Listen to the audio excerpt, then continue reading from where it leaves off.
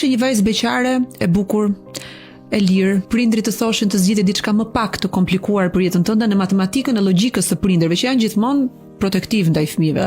Kishe ti frikë nga problemet me të cilat do haseshe në këtë raport që s'ishte fare i thjeshtë? Kishte disa sfida? Unë zgjodha një njerëz që është shumë i përgjegjshëm, një njerëz që është që familjen e ka në plan të parë. Tani, te kjo pjesa të kaluarës, unë mendoj që njerëzit duhet të kenë një mundësi të dytë në jetë për të qenë të lumtur.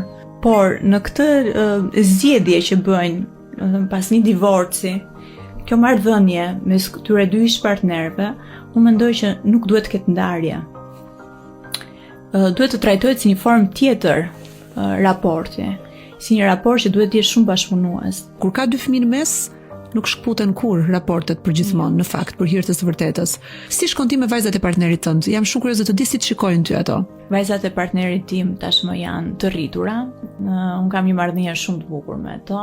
Një marrëdhënie si shoqe, si motra, sepse të tillë marrëdhënie ka ndërtuar dhe im shoq me to. Më pëlqejnë shumë njerëzit guximtar, ata që nuk friksohen, ata që nuk zbrapsen.